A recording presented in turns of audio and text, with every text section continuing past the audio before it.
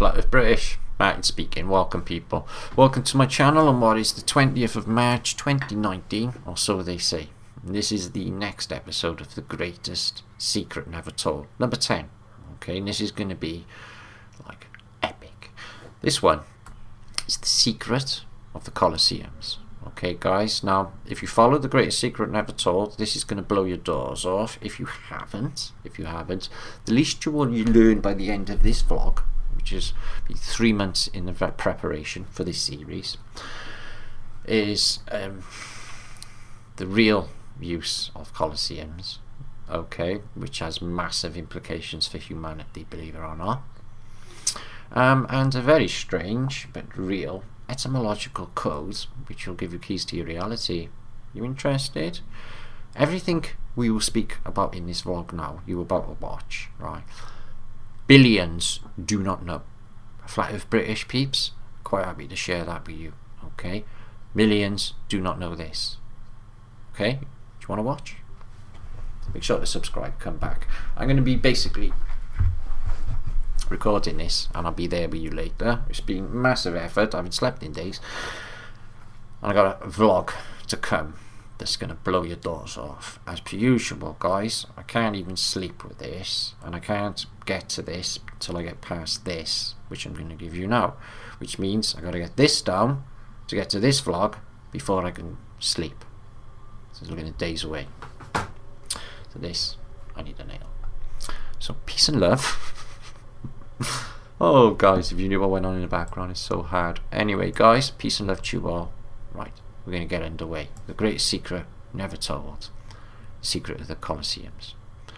First, at the end of The Great Secret Never Told number 9, okay, I had an email in and it's concerning some test results.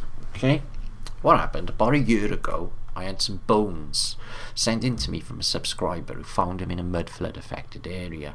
So we decided, Flat Earth British, to have them analysed. So we sent them out for identification to 2 laboratories, one in Tuscaloosa, Alabama, and the other in Zhangxing, China. Well, the results come back. Would you like to see them? Thought you might. You like that? So here they are. So, what you find is pianist came in alright, Mexican, Italian, vegetarian, a Buddhist, okay, the white, black, doing good. Oh dear, something's happened to the globe earth. Okay, now obviously at this stage, at the intro of my video, I want to sincerely apologise to all monkeys watching, because we know you are beautiful and we know you're very smart creatures, okay, and that goes for some globe believers too, not flap. So anyway, so if you see at the top of here, guys, right, it's millions of files, pictures, also down here, also down there, okay, and all these are going to be presented in this vlog, okay, just the one. So there's that many, so we have thousands and thousands of images for The Greatest Secret Never Told. Now, too lazy really, not really lazy, but I am so knackered, I've got no time to think of file names, so because there's so many I just chuck them in on my keyboard, but basically this happens, that awkward moment when I hit the same random number. But above all, when filing, I decided to do this, file in order of shape, things related to a Colosseum that are round, like this. Okay, a tire. So we had a tire, car, tire. Okay, now,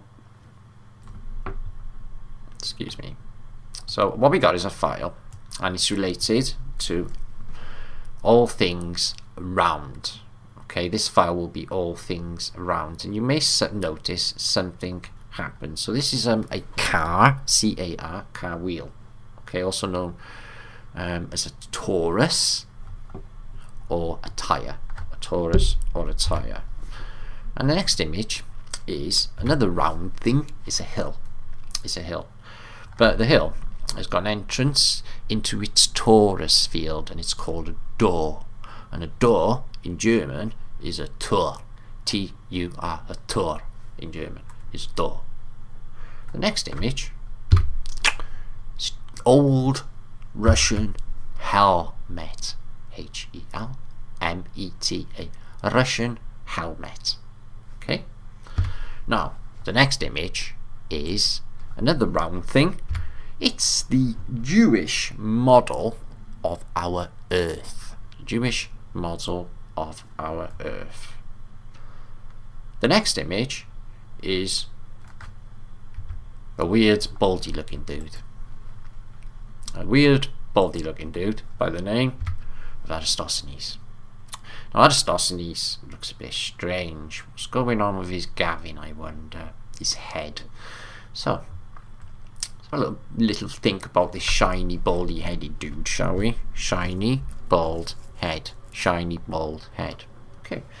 Now, it's said to be the first to theoretically prove the Earth is round by basically calculating its circumference. Circum meaning circle. Circum meaning circle. So the logic is, if you're able to calculate the size of a circle, you can thus prove a sphere.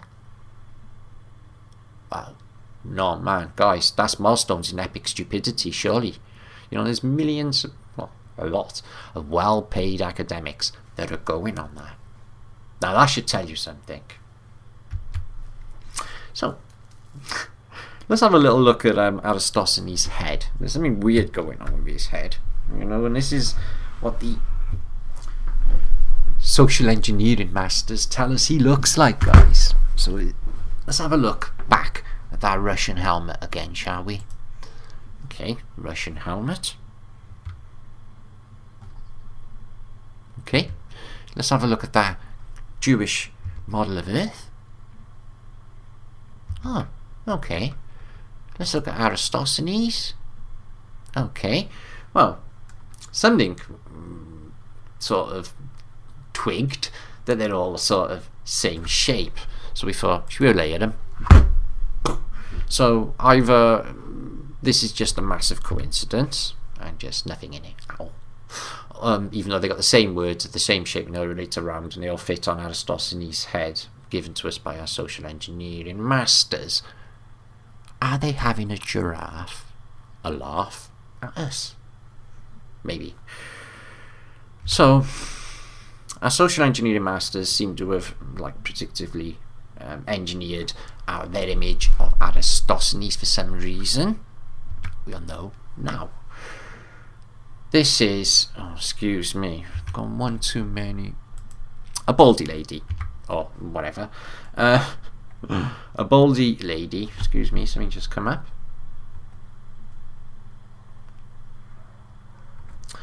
And it's clava. Clava is bald in Spanish. Okay, bald in Spanish. No, excuse me.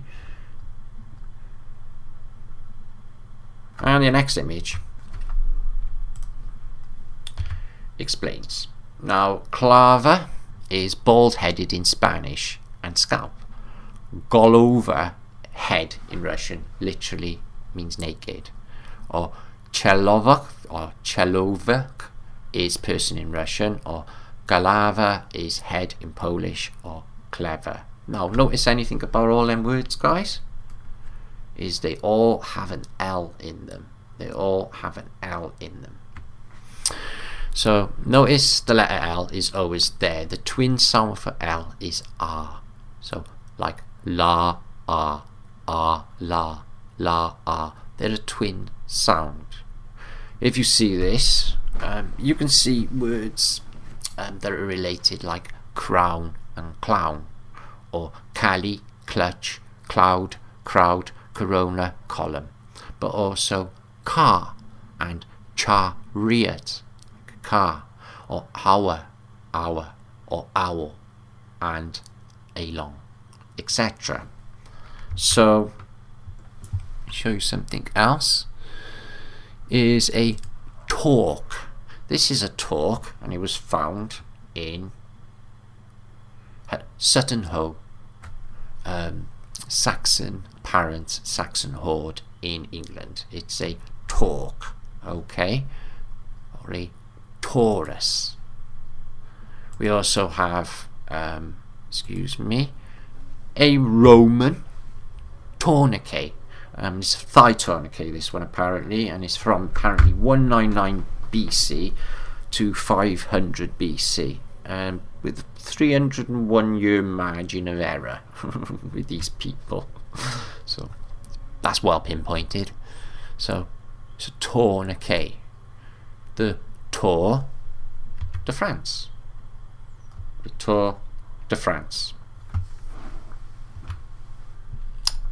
The dance you see here, guys, is in, oh, excuse me, I've missed one, have I? Yes, this one is the Celtic cross, or the Tor, or the Thor, or the Taurus in the Celtic cross, which we've seen quite a lot on The Greatest Story Never Told 9. Now this dance here is, oh, let me just finish with this, is this year's a meal, and it's called tartar. It's a plate of tartar, and it's common in Holland, but if you ask anybody in Holland where this dish comes from, no one knows its origin. That will become apparent later on for obvious reasons. This circle dance is in apparently Catalonia in Spain, okay, and it's a traditional circle dance, which they do everywhere in Europe. They do it all over, actually. We got quite a few examples. This one is called the Sardana, S-A-R, the Sardana. Now, please notice, right, guys, that the word sa means round, and all of the words that have tor, ho, ta, ka, kal, kol, etc. all mean round. Tor, ho, ka, ta, ka, kal, kol all mean round. Now, so this is the Sardana, and it also relates to round circle dancing. Here is, excuse me, a Tesla invention, the coil for electromagnets, painted in 1894, and there's the patent signature, etc. Okay, note this, coil. We got to, ho, ta, ka, kal, kol, all meaning round, so coil. So we work out where they got the name for it. The next one is another folk dance, and we have one here as well. Let me just bring that up. Sorry, some of them are GIF form, and some of them aren't. So this one is, which one is this? Is the Kola, K-O-L-O, Kola circle dance in Siberia, Serbia. Very sorry, in Serbia.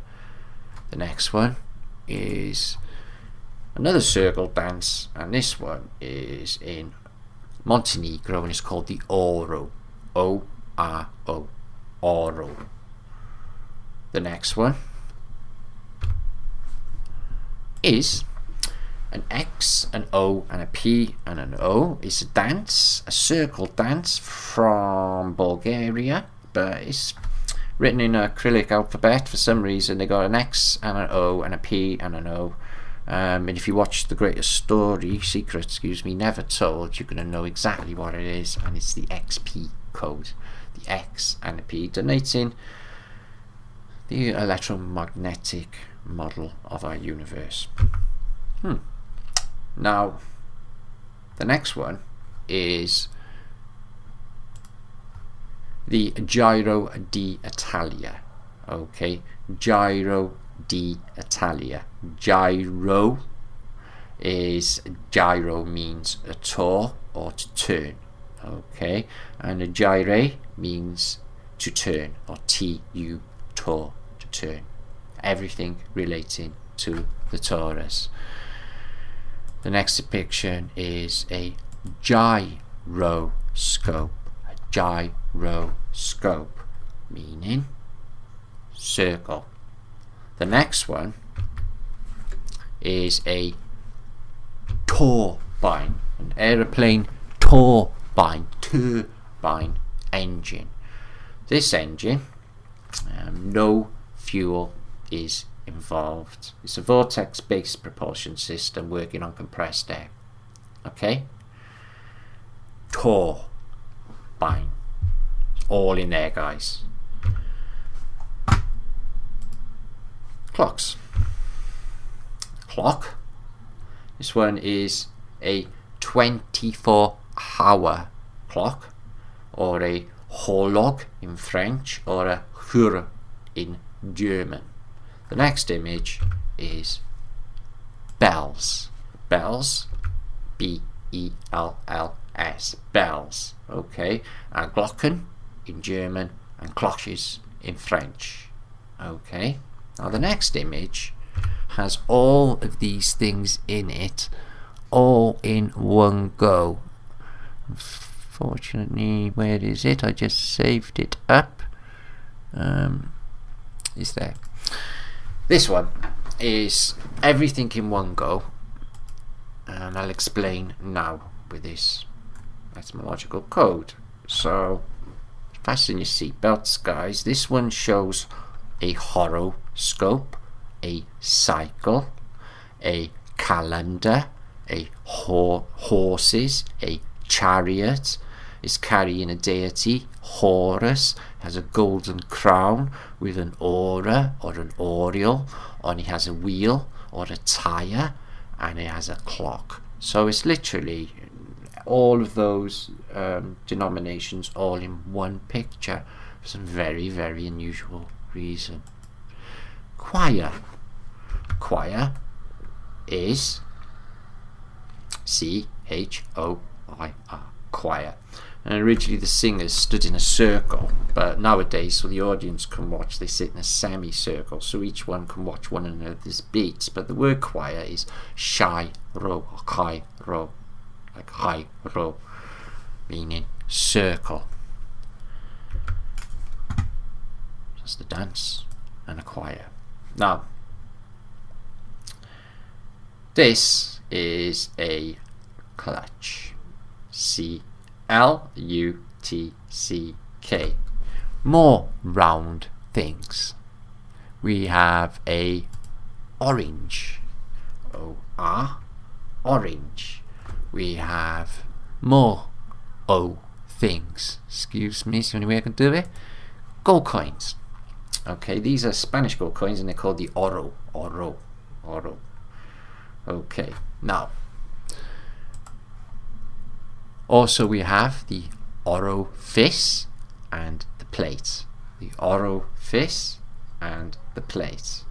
The next image is a Christian image. We have two saints, one with an aureole and the other with a halo. So we have the aureole and the halo. The next one is Dante's hell. Dante's hell, okay, is a comb-shaped hole, upside down, and it has rings. They just get smaller and smaller as you go down, like V. Okay, like a V, upside down V.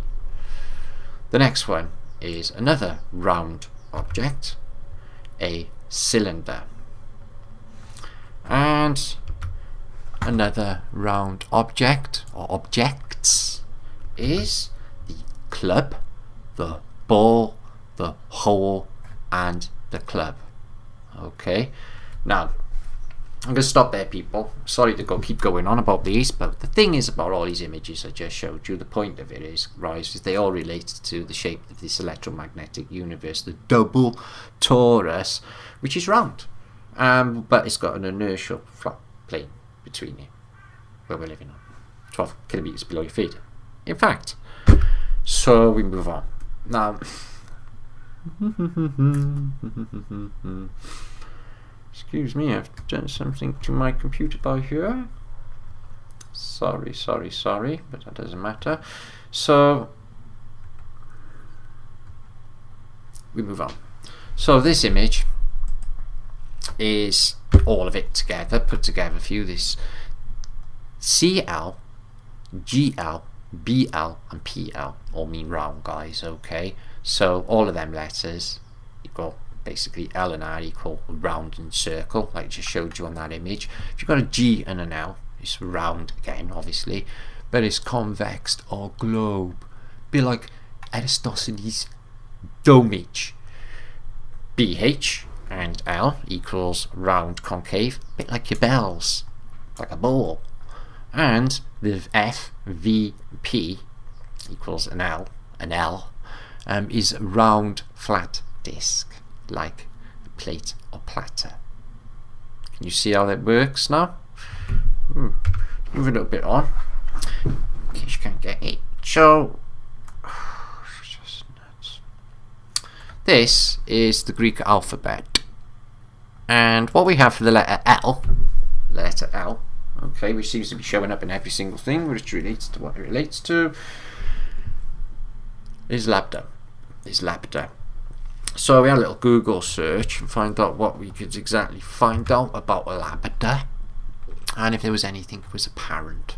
Okay, and this came up. So they're apparently lambda systems. They're a conglomerate, and what they got that symbol for, what's going on with that infinity looking sort of that torus looking symbol. So basically we took a shot of their torus EM field that's on their logo, and then we put it over a torus, and what so what do you think's going on? Are they just like accidentally not understanding the place where we live?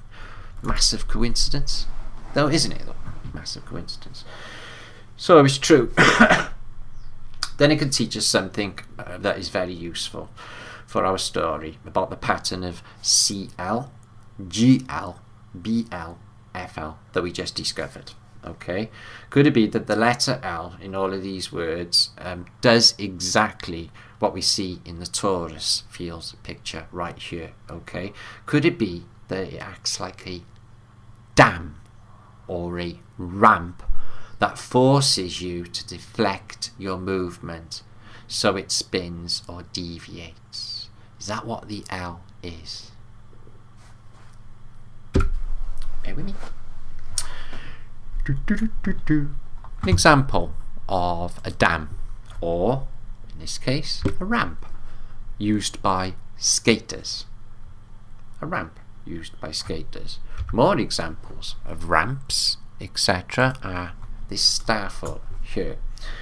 It has L shapes or ramps going up to deflect any mud flows or any floods or anything coming at it. Okay, so it means keep diverting. Okay, when you keep diverting, you cycle something, you circle something when you divert it. So if you take our round images again and you say to the letter L is this circling movement, whether or not it will be a ring or a convex system or a concave surface or a flat tip disc depends what's in front of the letter L.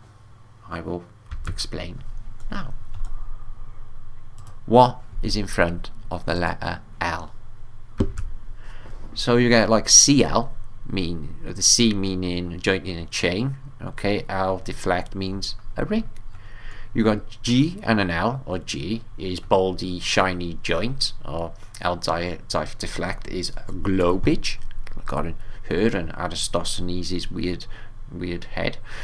VL and V or B is a cone or a bowl, with L deflect, hollow bell, ball, hill or hole. And pretty self-explanatory, I think. Now P and L, and P stands for a cut down stump. L deflects plane or plane disc. A tree stump. Okay. Now the tree stump, which I did have a picture of, I believe it's maybe a bit further down there, excuse me, is just so happens to resemble pie in its shape. Okay, so we placed this strange pie looking designation over a torus like I just showed you, and it fits absolutely perfect. So with the inertia plane in between the torus. Now, bear with me. So the tree trunk again. Let's take a look at that. Now, this is why so many words have something meaning something flat in them. We have letters PL, plate, example, or PHL, or equals PL, or FL. FL is FL for flat. So basically the letters have got PL in it, okay, like plateau, or PHL, or P or FL, all designate flat. Okay, now we have a slice of a tree here, right? So if you take a look at pi, or the tree stump from above, you get this. Okay, if you look even at that pi symbol, you're going to get that. Okay, now it should be no surprise that pi is a symbol of a number to calculate the circumference of a circular flat surface. Now,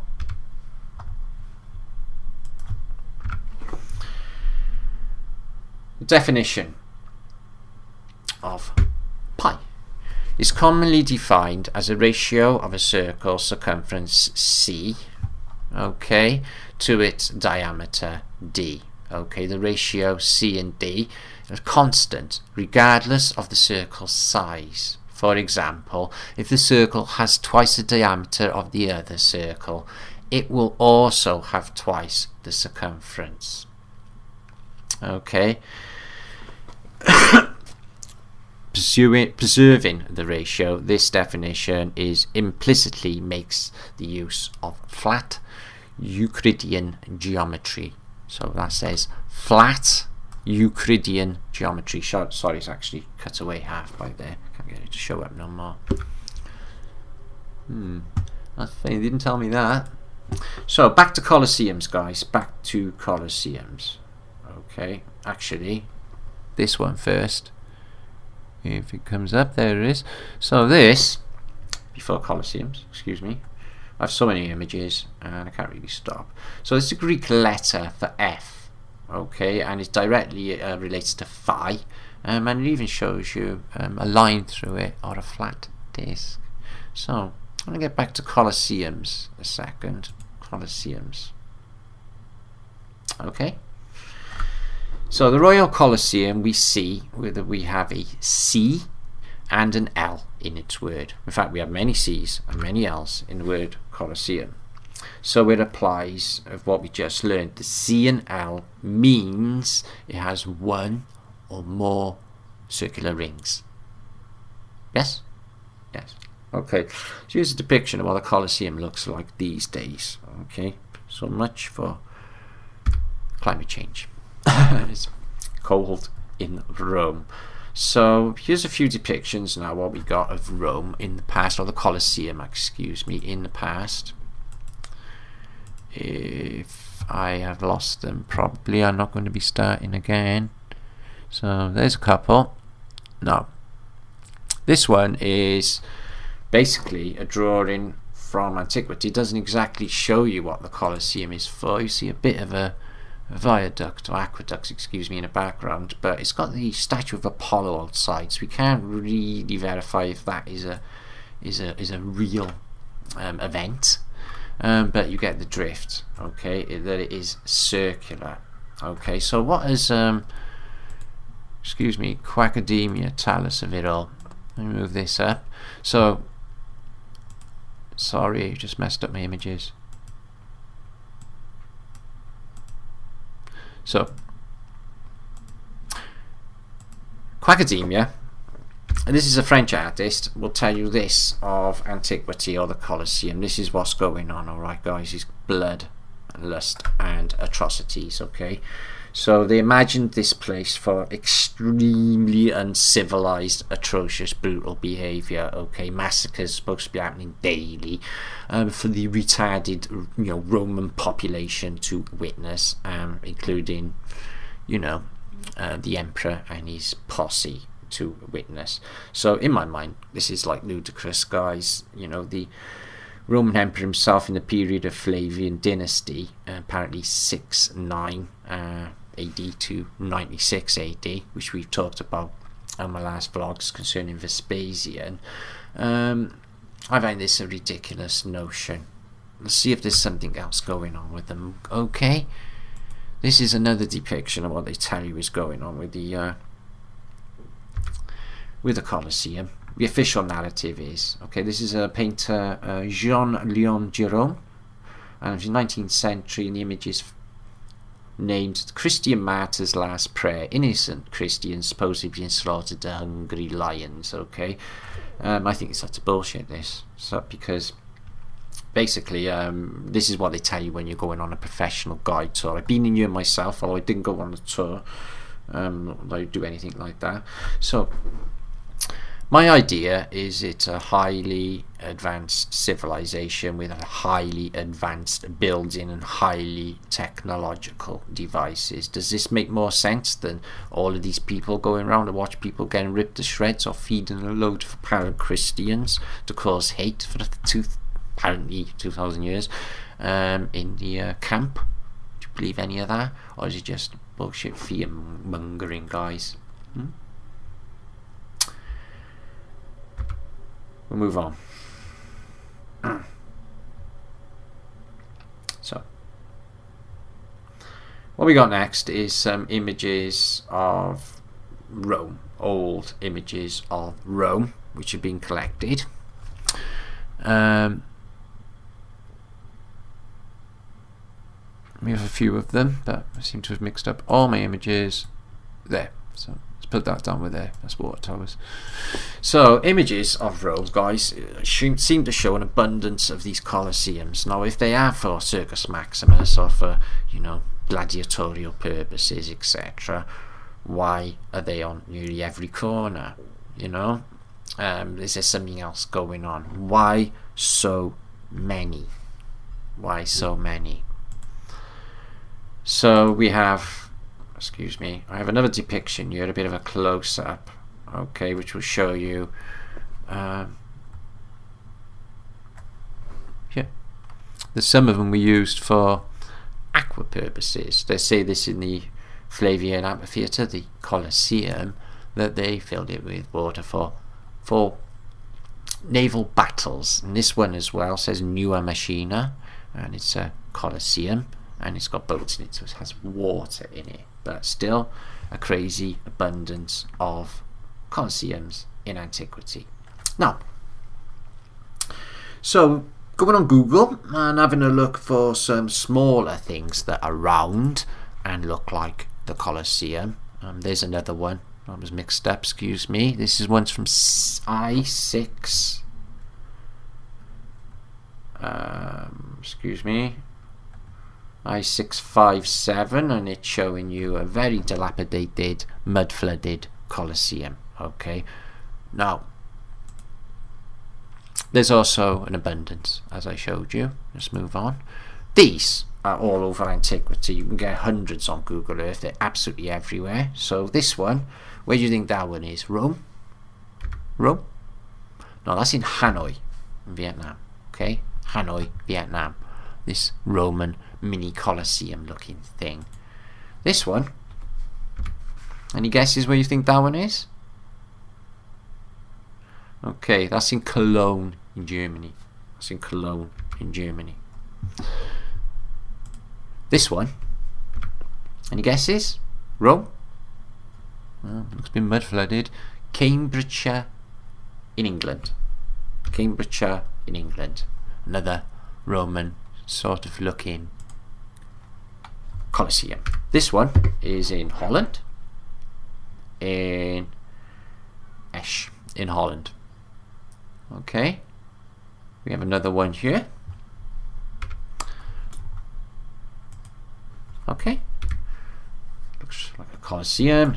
It's round, and this one is in Amersfoort in Holland. Amersfoort in Holland. We have another one here. Couldn't get the. I was in crazy Eastern European language, so can't really pinpoint the country, but it looks exactly like the Colosseum. So any guesses what these things are by now, guys? This one, Rome? Nah, that's Everton in Liverpool. So they are all water towers, aren't they? They're all water towers, guys. Okay, every one of them are water towers. So you might be thinking by now, well, there's no way the bloody Colosseum can be any sort of water tank, because it's bloody massive, isn't it? And you wouldn't have one that big. It's far too big. But no, guys, no, really, because if you're not into like gladiatorial killing or devouring lions, devouring Christians, really necessary back in them days. Think about it, really. Are we really like that? Are we going to go down to the local corner and watch basically people being ripped apart by wild animals? Do you see my point? So these are devices. I'll explain now. So, aqueducts. This is a depiction of a Roman aqueduct. I've witnessed these myself. I've witnessed the ancient aquifers in the Etruscan Empire in Tuscany, and these aqueducts bring in water further south. This one is feeding apparently Rome. There's not many of them left now. So aqueducts carry on water. Please take note of the holes in the sides of these aqueducts. Okay, the holes. We move on. So now apparently, guys, the average aqueduct inclination, I've explained on my vlogs before, is 1 or 2 millimeters per mile. Okay, falling away. So this could be as long as 91 kilometers long. So imagine how skillful the builders have to be to drop an incline of 1 to 2 millimeters, okay, per mile, to achieve an inclination so subtle that the aqueduct can carry miles, basically 91 miles from its source to the Aqua Murcia in Rome. The tank, the Aqua Murcia in Rome, according to the official narrative. So how did the water reach tens of thousands of homes in Rome? Actually, they say there was 1 million people in Rome, so more like hundreds of thousands of buildings in Rome. How did they do it? Well, the average height, apparently, according to Wikipedia, of a Roman aqueduct, so the Aqua Appia, is 20 meters. The Aqua Vitus is 48. The Aqua Murcia is basically 59, and the Aqua Teplu is 61. So it's about an average of 35 meters high for an aqueduct. And take a look at what's left of Roman aqueducts. Is this one here? Okay. Now, you can see the water entering the city, and it goes through, in this case, square pipes. Here and here, like you've just seen on the other ones. Okay, makes sense. The water arrives with more pressure, which is needed. Now, we're talking about apparently ancient Rome, guys. Apparently, according to the official narrative, as far as we know, they haven't got electric pumps like they have in the modern day. No hydraulics expert, pressure expert, but I know that you're going to need some pressure for 1 million houses. Toilets and fountains, they're on every corner, so they're fed through here. Now it's great. So the pipes and tubes could end up in the air, so they put them up in the air, okay, which will become apparent why now. So how did they drink at that height? Okay, well, we'll have a look now and see what the theory is. There's a cat trying to drink at height. It's not doing too well. I wouldn't worry, no animals were harmed in the making of the greatest secret never told, by the way. Okay, so that is what you try to do if you drink high, so it doesn't really work. The reality is this. Okay, if you keep the water as high as like in the aqueducts, you can feed through the water pressure these high buildings equal to the height of where it is. So this is 30 meters in the air. It can feed water to a building 30 meters high using this. Okay. Now, so let us see why arriving high is so important to a city, important in a time that has no electric pumps by all accounts. Okay, and I'm going to look at the official narrative of how they think that the water reached fountains, public toilets, kitchens, bathrooms to a city of 1 million people. Apparently is this. Okay, so this is the official narrative, is the Roman public health system. So the water comes in through these upper pipes and delivered to a small reservoir, to a little fountain, a little villa, so a latrine. So in my mind, just with this operation, you could only really administer water to maybe 10 properties, but not 1 million, because you would need like thousands and thousands of aqueducts going over the city, which never really happened, just the 1 or 2 at the centre. So anyway, so as I said, I'm no hydraulics engineer, guys, but I can understand you know, without a pump, there is no way you're gonna get enough pressure to deliver that much water to that many people. Okay, it's just not gonna happen. We accidentally stumbled upon a video by a guy, basically a YouTuber by the name of John Catius, and he was posting this. What do you know? Fill in a Colosseum or a giant bowl using an aqueduct. Here's another. Wow. What do you know? So is it feasible, guys, that the Colosseum is actually a giant water tank? It is very interesting to think, though, isn't it? You know, that it's a colossal water reservoir. It makes perfect sense to me. Amazing. So-called amphitheatres are actually water towers, and before water pumps were invented, diverting it to wherever. So this, in my mind, is a reality. So if so, this is interesting. The way water would be reaching the homes would be through water pipes under amphitheatres and under the streets of Rome. If this is true, we can find proof under the Colosseum and the streets. There must be some kind of water pipelines in there, if there's any reality to that, is there? Right? Well, there is. There's this news article,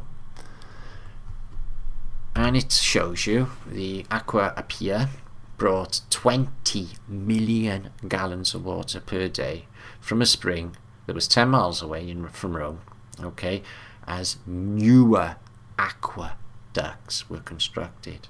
Aqueducts, not pipes, aqueducts.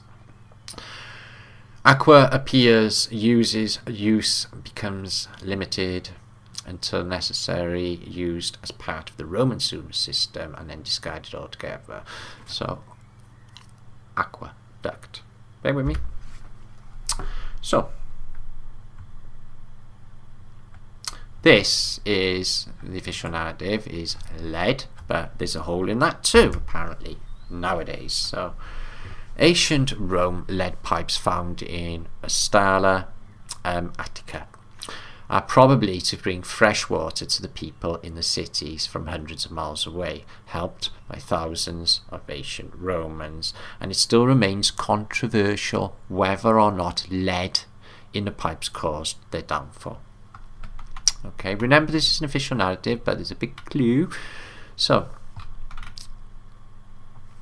the ability to bring fresh water to people in the cities from hundreds of miles away helped thousands of ancient Romans, and it still remains controversial whether or not lead in the pipes caused their downfall.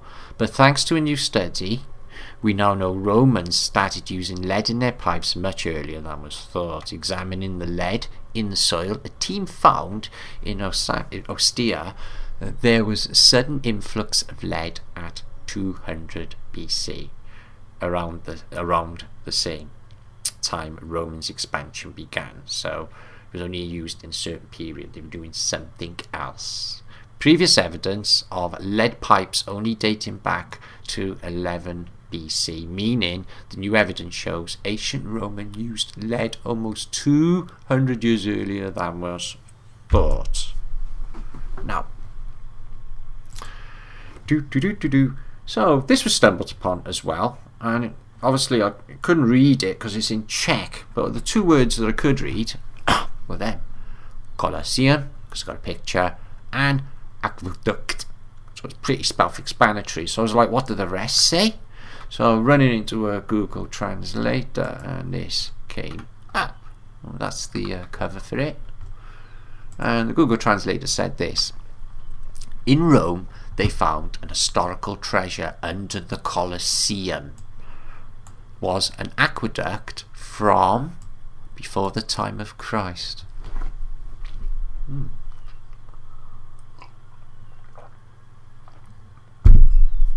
We move on. So,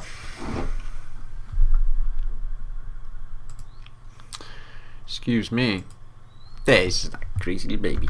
So basically, aqueduct undergoing safety reasons is what they're suggesting. It's just absolutely crazy stuff. But here's what came out of the Czechoslovakian article. In the heart of the Italian metropolis, the remains of the oldest Roman aqueduct have been discovered during the construction of the new metro line. According to Italian archaeologists quoted by the Spanish daily ABC, this is exceptional discovery, in addition to the parts of a 2,300-year-old water pipeline. The tomb of the Iron Age was found during the construction of the Roman metro. The remains of the aqueduct were discovered during the excavation of the Sea Line shaft, subway shaft, which began 2 years ago, said the archaeologist Simona Moretta. She added that this exceptional discovery is located in the depth of about 20 metres just off the famous Colosseum. The depth of 20 metres. According to Moretta, the archaeologists, if there is most likely Apia aqueduct, which is built in around 312 BC, they say, this ancient aqueduct supplies the inhabitants of Rome with about 73 cubic meters of water per day. This was built on blocks of volcanic origin, and almost 16.5 kilometers is led underground for safety reasons. Maybe in case a water droplet falls on your head. Could be dangerous. We move on. Here's an old depiction of Rome, a mud-flooded Rome, in fact, by the artist, Matisse, I think. By the artist Pietro di Matteo. And it's a mud-flooded Rome. Okay, and you can see the aqueduct has been broken off at this stage. I have actually got a Gallica that I could show you where it's just feeding straight through. But I'm going to basically, when I've finished this vlog, and I show you the next vlog, I'll show you aspects of some of this stuff which I've got, which is not fitting with this one today. So, Colosseum, and you see the aqueduct, and it comes very, very close by. Now, this artist, he's either got no colours because he ain't got no money or something, and he can't buy paint, I don't know. This is the three, anyway, it's all in green, brown and black. There's no colour. So the artist is like blind, maybe. A. B, the painter ran out of green, black and brown paint. Maybe. C, it was mud flooded during a devastation of the city and its surroundings. So I'm going to go for A. No, I'm not. I'm going to go for C. So, this cream colour, this muddy cream colour. Now, if you have a look, it seems that the towers, the pillars and the buildings are the highest points to survive the mud flood and whatever came through this place, maybe this flood of 1550s, who knows. But everything basically was washed away, leaving just this. So is that even possible, guys, that could happen? Well, we got plenty of evidence, and I will show you on my next vlog, guys, that, you know, tsunamis can leave places utterly devastated, carrying huge chunks of stone and cars and boats and everything. And here's a a depiction of a mud flow back in the day. So yeah, they can wash the entire of a large civilization away, no problemo, no problemo. Okay, I'm going to show you a record that came my way anyway in the next vlog from a mud flood in Norway, sent in by Stefan. I'm going to come back and see that. So this is Rome, the Colosseum, which is round, goes down. So the Flavian Theatre is the Colosseum, as you may or may not know, apparently attributed to the Emperor Vespasian, as we talked about in my last post. So hydraulic engineer at Edinburgh University came up with the plausible explanation. According to Dr. Craper, the water could have come from the Aqua Claudia that flowed down the Cellinian hill less than 500 yards away from the amphitheatre in 79 AD. Thus Tiberius did commission repairs of the aqueduct that could have included a spur to fill the Flavian amphitheatre with water. Okay, so the Aqua Claudia brought over 50.5 million gallons a day into Rome. Okay, that's over 2 million gallons per. So it is very feasible because there's already the narrative this guy has prostrated it anyway, and this is the model you're looking at there is I think it's coming up now. Oh, excuse me. Nope, I haven't got it. So at this point, if any Italians are watching, I know I've got a load of you, I'm going to make an attempt to think about what you're saying right now, which is basically ma che cazzo di c'è, me che cazzo di c'è is what you're saying. Probably now, because like you didn't really know when you lived there that these are like highly advanced water systems that we are going to go into in some great detail. So who else, guys, who else do you reckon who is big into water towers, okay, is our old friend Neil deGrasse Tyson. He was on a vlog with that comedian dude, or that dude there, and don't get me started on water towers, and he just has a little rant in this vlog. I've got it on YouTube, I don't want to play it because I don't want to copyright. But basically, Neil deGrasse Tyson has a real big thing about water towers, and he gives a little bit of a clue away as well. So this guy's like, yeah, what's the big hey about water towers? And Neil says, water towers are such fascinating structures that they could talk about them. I could talk about them for ages. But since I'm a professional digressor, bullshitter, as some of you know by now, actor, I'm not allowed to give anything away too much. Not allowed to tell us of this technology, which Fat Earth British is going to be telling all the people about. I will give you a few hints so you can make your own research. What does he mean exactly, guys? Water towers are interesting, eh? So, you know, he's supposed to be a famous physicist. Bullshit, bullshit, bullshit. And the guy's going on about water towers and got an obsession with them. Yeah, I wonder why. This technology is mind-blowing. So, something to understand about water. If on the top, it says 50 centimetres at the top of the water, would be pressure of 500 pounds. So the wall of the water tower on the top, the first 50 centimetres would be needed strong enough to hold that, 50 pounds. But as you get down, guys, further and further, you have to basically increase or strengthen the container. Okay. Just make the bottom thinner and thinner with less materials than the top. Now you're going to see this absolutely everywhere. Here's a modern day version in I suppose New York or American City, where you can see that it gets smaller and smaller and smaller as it gets down. Okay, to be able to handle the pressure of horizontal water. Okay. Okay, so we move on. So this is another, believe it or not, water tower, and this one's in Montpellier in France. Okay, and it's a square water tower, or a water castle, they say. Okay, we move on. So that's what they say about Montpellier.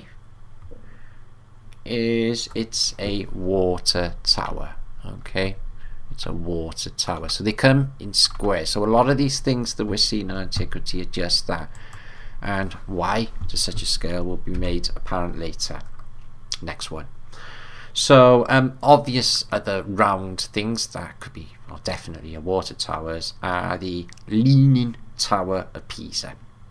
Yeah, only this one is not the Leaning Tower of Pisa. This one is in America, and it's the Leaning Tower of Niles. So it's a half-sized replica of the Leaning Tower of Pisa, located in Niles, Illinois. It was completed in 1935, and it's basically a water tower. Store water for outdoor recreation and swimming. So I think the original tower was also a water tower. Okay, a water tower, because that one certainly is. Also, another is the Taj Mahal. This plant is one of the best we know of at the moment. We're researching more. Place of beauty to keep a princess in. Is that what you think was going on with these towers and this building? Okay, now, so what we're looking at, right, it's not like a tomb for his wife. It is a highly advanced water purification energizing plant. All of these are, so part of a greater system would be explained. Now, that is it from the coast, where you can see it's full MO on the riverbank, excuse me. Okay, and here it is as well from the riverbank down by here, outside of that usual, sight we see. It's a picture of a monkey looking for edibles in the polluted banks of the Yunuma. So that's outside, the reality of outside this place. But I got a feeling that this river was not always so polluted. The truth is, guys, not many rivers in the world are that safe for human beings to drink. So this thing is right on the river. A lot of things are right on the river in antiquity, don't you think? So probably in the early days it was not polluted, so it was much cleaner. So they used river water. They had some sort of filtration system using stones and even condensing. So did the emperor do that? Well, we got an official bit of information. To provide water for himself as part of the city. This is what Wikipedia is saying about the whole thing, but it is related to water. So this is wiki. Water from the river, okay, into a huge storage tank, and then pump the water, but they haven't got electric pumps. Tank in a huge storage tank, in a water channel, water channel, supply tanks, another channel, supply tanks, pipe mouth, okay, supplying fountains, filled wells by electric pumps, undiminished water pressure, never dropping anywhere in the world at that time, for fountains, okay, etc, etc, etc, is what they're saying. So I think there's a good chance that these towers were completely different. I think they're used for multiple things as well. Okay, so all right. It seems that Taj Mahal was a really highly advanced storage, filtration, purification and pressure providing plant. It's not the only one we got. Okay, this is like everywhere and is amazing when you know. Please keep your mind on the functions of the tower, though the water towers, the four either side as you see, are probably not their only uses. That will be made to be understood later. They do have multiple functions. Okay, guys. Now, the next one is a water tower in Marrakesh, in Morocco. Notice anything in front of it. Now, you're going to see that a lot. The water in front of the water tower. This one, Morocco. Okay, the next one is a water tower, and it's a Greco-Romano pillar, and this one is in St. Louis, It's in College Hill, St. Louis, Missouri. So what's a Greco-Romano column doing in St. Louis? And it's a water tank. Maybe someone can let me know. We've got a local water tank, and that is, oh excuse me, that is also one of these, but it's a bubble. Now, the next one is a water tank, a V-shaped water tank. Now, the cylindrical ones, guys, they use the specifications that we just told you about on that water tank thing, you know, with the extra ribbon all the way down to all the extra pressure of the water as it gets further down, now, which is obviously logical to understand now. But the V-shaped is exactly the same scenario. You know, you can hold more water and the pressure will basically hold further down as well. So there are loads of these around the world. I got one local, it's a bubble one. This one is that one's in Helsinki. It's a mushroom shaped concrete water thing. This one is, excuse me, one's been demolished, but we can roughly guess that this thing's gonna have a V shape inside, okay? And that one is being demolished and it's in Holland, but it's also a water tank. Also, other things that are water vessels that are V-shaped, the best shape at all, is my massive cup, which is obviously like out of perspective on a video screen, so it looks massive. It's a lot smaller in reality. But it's also a V because it holds water, like a water vessel, okay? And champagne glass also holds water. We have in a V-shaped vessel. We have the Hathor, which we looked at in the last vlog. The image of the Hathor's middle bit is so-called the woman's deity, or the female deity, the Hathor. But it's also a depiction of the ovary system. Now, God gave us the greatest water holding shape that there is, and it's a V, which you see on all them water tanks. So God's greatest gift is the V shape, which they're using in the naturalist water tank of them all. Now, I've got a little video at the end of this. Okay, perfectly designed by the greatest hydraulic engineer of all time, God Almighty, God the Creator. Okay, in Jah Rastafari. So, guys, that is it for now. I'm going to come back, okay, and summarise. I'm glad to have got through that. It was a bit of an effort, but I've got a bit to talk to you about, actually. And it's getting dark and I haven't eaten. So, what have we learned, guys? Now, I'm only a little touch of a way into this series at the moment, if I'm honest, but the links necessary for what you need in the descriptions box. So what have we learned is anything related to tor, hor, tar, car, carl, call, or the L, donates a circle. The L donates a deflection, a dam for propagating, to make it in a circle. The reasons why all of this is being said to you now, okay, will become apparent later on. In fact, all of this is related to things later on in the series, which will all make perfect sense later on. The Colosseum is a highly advanced technical device. Water is a massive part of this story, guys, okay? Now, Lee, my old mate Lee, Flat British, was in his van thinking away Monday morning, and he was thinking death thoughts. He was thinking, wonder what's going on with all that then, because we all think that, don't we? And then it dropped on him, and he thought, they're dehydrating us. They're killing us with dehydration. They're taking the water out of water. When we get old, we wrinkle up, prune up, and dry up.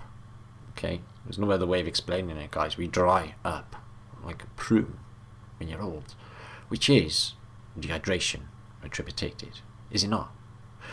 Are they dehydrating us to death so we get out of here early, are these devices, which we're going to go into a lot more, and a few scientists that have known about this sort of idea, but not with these. Nobody has made this connection.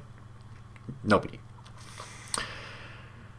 The applications are just biblical, okay? Later on, the penny will drop. Now, I'm going to be back tomorrow, guys, okay? I'm not sure how long that was, maybe an hour, to bring a Flat Earth British vlog. What you can expect tomorrow is just mind-blowing, okay?